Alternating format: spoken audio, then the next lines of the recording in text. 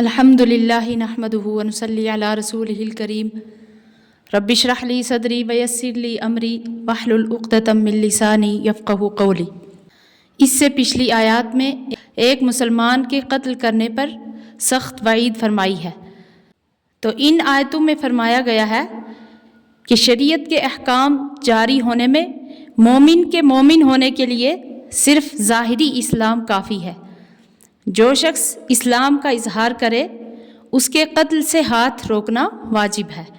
جیسا کہ بعض صحابہ کرام رضی اللہ عنہم سے بعض جنگوں میں اس قسم کی لغزش واقع ہوئی ہیں کہ بعض لوگوں نے اپنے آپ کو مسلمان ظاہر کیا، لیکن بعض حضرات صحابہ نے ان کی علامات اسلام کو جھوٹ پر محمول کر کے قتل کر ڈالا اور مقتول کا مال غنیمت بھی لے لیا۔ تو اللہ تعالیٰ نے ان آیتوں میں اس چیز سے روکا،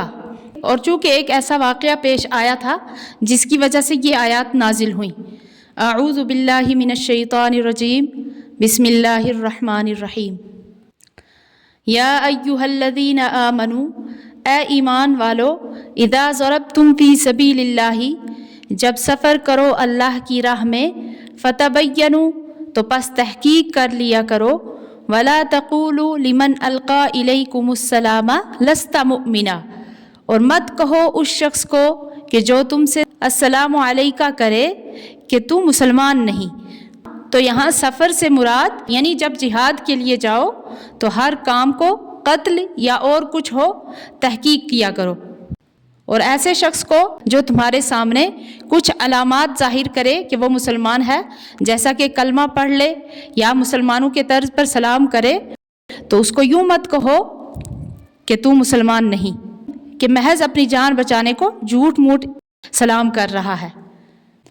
تو مطلب یہ ہے کہ کسی مسلمان کے لیے یہ جائز نہیں کہ بغیر تحقیق کے اس کی بات کو نفاق پر محمول کرے۔ تو اس آیت کے نزول کا سبب کچھ ایسے واقعات ہیں جن میں بعض صحابہ کرام رضی اللہ عنہم سے اس بارے میں لغزش ہو گئی تھی۔ چنانچہ ترمذی اور مسند احمد میں حضرت عبداللہ بن عباس رضی اللہ عنہ سے منقول ہے کہ قبیلہ بنو سلیم کا ایک آدمی صحابہ کرام رضی اللہ عنہم کی ایک جماعت سے ملا، جبکہ یہ حضرات جہاد کے لیے جا رہے تھے۔ یہ آدمی اپنی بکریاں چرا رہا تھا۔ اس نے حضرات صحابہ کرام رضی اللہ عنہم کو سلام کیا، جو عملاً اس چیز کا اظہار تھا کہ میں مسلمان ہوں۔ صحابہ کرام رضی اللہ عنہم نے سمجھا کہ اس وقت اس نے محض اپنی جان اور مال بچانے کے لیے یہ فریب کیا ہے کہ مسلمانوں کی طرح سلام کر کے ہم سے بچ نکلے۔ چنانچہ انہوں نے اس کو قتل کر دیا اور اس کی بکریوں کو مال غنیمت قرار دے کر رسول کریم صلی اللہ علیہ وسلم کی خدمت میں پیش کیا۔ تو اس پر یہ آیت نازل ہوئی کہ جو شخص آپ کو اسلامی طرز پر سلام کرے تو بغیر تحقیق کے یہ نہ سمجھو کہ اس نے فریب کی وجہ سے اپنے آپ کو مسلمان ظاہر کیا ہے، اور اس کے مال کو مال غنیمت سمجھ کر حاصل نہ کرو۔ اور حضرت عبداللہ بن عباس رضی اللہ عنہ سے ایک دوسری روایت ہے جس کو بخاری نے مختصر نقل کیا ہے کہ رسول اللہ صلی اللہ علیہ وسلم نے ایک دستہ مجاہدین کا بھیجا جس میں حضرت مقداد بن اسود بھی تھے۔ جب وہ موقع پر پہنچے تو سب لوگ بھاگ گئے، صرف ایک شخص رہ گیا جس کے پاس بہت مال تھا۔ اس نے صحابہ کرام رضی اللہ عنہم کے سامنے کہا، اشہد ان لا الہ الا اللہ، مگر حضرت مقداد رضی اللہ عنہ نے یہ سمجھ کر کہ یہ دل سے نہیں کہا بلکہ محض جان اور مال بچانے کے لیے کلمہ اسلام پڑھ رہا ہے، اس کو قتل کر دیا۔ حاضرین میں سے ایک صحابی نے کہا کہ آپ نے برا کیا کہ ایک ایسے شخص کو قتل کر دیا جس نے لا الہ الا اللہ کی شہادت دی تھی۔ میں اگر آن حضرت صلی اللہ علیہ وسلم کی خدمت میں حاضر ہو گیا تو اس واقعہ کا ضرور ذکر کروں گا۔ جب یہ لوگ مدینہ واپس آئے تو رسول اللہ صلی اللہ علیہ وسلم کو یہ واقعہ سنایا۔ آپ صلی اللہ علیہ وسلم نے حضرت مقداد رضی اللہ عنہ کو بلا کر سخت تنبیہ فرمائی اور فرمایا کہ قیامت کے دن تمہارا کیا جواب ہوگا جب کلمہ لا الہ الا اللہ تمہارے مقابلے میں دعوے دار ہوگا۔ اس واقعہ پر یہ آیت نازل ہوئی، لا تقولوا لمن القى الیکم السلام لست مؤمنا۔ تو اس آیت کے بارے میں ان دو واقعات کے علاوہ دوسرے واقعات بھی منقول ہیں، لیکن محققین اہل تفسیر نے فرمایا کہ ان روایات میں کوئی تعارض نہیں ہو سکتا کہ یہ چند ایسے واقعات ہیں جو مجموعی حیثیت سے نزول کا سبب ہوئے ہیں۔ تو اس آیت میں سفر ہی کی قید لگائی ہے، اس لیے کہ یہ واقعات اکثر سفر ہی میں پیش آتے ہیں، ورنہ حکم تو عام ہے، سفر میں ہو یا حضر میں بغیر تحقیق کے کسی پر ایسا قدم اٹھانا جائز نہیں۔ جیسا کہ حدیث میں بھی رسول اللہ صلی اللہ علیہ وسلم کا ارشاد ہے کہ سوچ سمجھ کر کام کرنا اللہ تعالیٰ کی طرف سے ہوتا ہے اور جلد بازی شیطان کی طرف سے۔ آگے فرمایا تبتغون عرض الحیات الدنیا، تم چاہتے ہو اسباب دنیا کی زندگی کا، فعند اللہ مغانم کثیرہ، پس اللہ کے ہاں بہت غنیمتیں ہیں،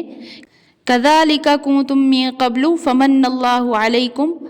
تم بھی تو ایسے ہی تھے اس سے پہلے، پھر اللہ نے تم پر فضل کیا، فتبینوا، تو پس تم تحقیق کر لیا کرو، ان اللہ کان بما تعملون خبیرا، بے شک اللہ تمہارے کاموں سے خبردار ہے۔ تو جو صحابہ کرام رضی اللہ عنہم نے اس شخص کے قتل کرنے پر جو قدم اٹھایا اور قتل کیے ہوئے شخص کا مال حاصل کیا، تو اللہ تعالیٰ نے فرمایا کہ تمہارے لیے اللہ تعالیٰ نے اموال غنیمت بہت سے مقرر اور مقدر کر رکھے ہیں، تم مالوں کی فکر میں نہ پڑو۔ تو اس کے بعد ایک اور تنبیہ فرمائی کہ ذرا اس پر بھی تو نظر ڈالو کہ پہلے تم بھی تو بہت سے حضرات ایسے ہی تھے کہ مکہ مکرمہ میں اپنے اسلام اور ایمان کا اعلان نہیں کر سکتے تھے، پھر اللہ تعالیٰ نے تم پر احسان کیا کہ کفار کا ڈر دل سے ختم فرمایا، تو پھر آپ نے اسلام کا اظہار کیا۔ تو کیا یہ ممکن نہیں کہ وہ شخص جو لشکر اسلام کو دیکھ کر کلمہ پڑھ رہا ہے وہ حقیقتاً پہلے سے اسلام کا معتقد ہو، مگر کفار کے خوف سے اسلام کا اظہار نہیں کرنے پایا تھا، تو اس وقت اسلامی لشکر کو دیکھ کر اظہار کیا، یا کہ شروع میں جب تم نے کلمہ اسلام کو پڑھ کر اپنے آپ کو مسلمان کہا تو اس وقت تمہیں مسلمان قرار دینے کے لیے شریعت نے یہ قید نہیں لگائی تھی کہ تمہارے دلوں کو ٹٹولے اور دل میں اسلام کا ثبوت ملے تب تمہیں مسلمان قرار دے، بلکہ صرف کلمہ اسلام پڑھ لینے کو تمہارے مسلمان قرار دینے کے لیے کافی سمجھا گیا تھا۔ اسی طرح اب جو تمہارے سامنے کلمہ پڑھتا ہے اس کو بھی مسلمان سمجھو، اس لیے ہر کلمہ گو انسان کو مسلمان سمجھو، اس کے باطن اور اس کے دل میں کیا ہے اس کی تفتیش انسان کا کام نہیں، اس کو اللہ تعالیٰ کے حوالہ کرو۔ لا يستوي القاعدون من المؤمنین غیر اولی الضرر والمجاہدون فی سبیل اللہ باموالہم وانفسہم، برابر نہیں بیٹھ رہنے والے مسلمان جن کو کوئی عذر نہیں، اور وہ مسلمان جو لڑنے والے ہیں اللہ کی راہ میں اپنے مال اور جان سے، یعنی جن لوگوں کو کوئی عذر نہیں اور وہ جہاد میں شریک نہیں ہوتے تو وہ ان لوگوں کے برابر نہیں ہو سکتے جو اللہ کی راہ میں اپنی جان اور اپنے مال سے جہاد کرتے ہیں، بلکہ فضل اللہ المجاہدین باموالہم وانفسہم، اللہ نے بڑھا دیا لڑنے والوں کا اپنے مال اور جان سے، علی القاعدین درجہ، بیٹھ رہنے والوں پر درجہ، وَكُلًّا وَعَدَ اللَّهُ الْحُسْنَى، اور ہر ایک سے وعدہ کیا اللہ نے بھلائی کا، یعنی جو جہاد نہیں کرتے ان کو بھی جنت اور مغفرت دونوں حاصل ہوں گی، فرق درجات کا رہے گا، لیکن یہ حکم اس وقت تک ہے جب کچھ چند لوگوں کا جہاد اسلام کے دشمنوں کے لیے کافی ہو جائے، اور اگر ان کا جہاد کافی نہ رہے اور ان کو مزید مجاہدین کی ضرورت ہو تو ان مسلمانوں پر بھی جہاد فرض ہو جاتا ہے جو ان کے قریب میں رہتے ہیں، اور وہ بھی اگر کافی نہ ہوں تو ان کے آس پاس کے لوگوں پر فرض عین ہو جاتا ہے،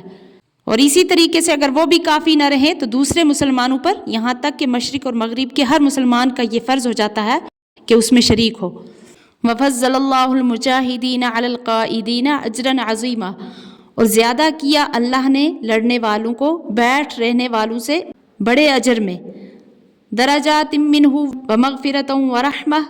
جو کہ درجے ہیں اللہ کی طرف سے اور بخشش ہے اور مہربانی ہے، وَكَانَ اللَّهُ غَفُورًا رَحِيمًا، اور اللہ ہے بخشنے والا مہربان۔ اس آیت میں بھی انہی درجات فضیلت کا بیان ہے جو مجاہدین کو دوسروں پر حاصل ہے۔ اللہ تعالیٰ صحیح سمجھنے کی توفیق عطا فرمائے، آمین۔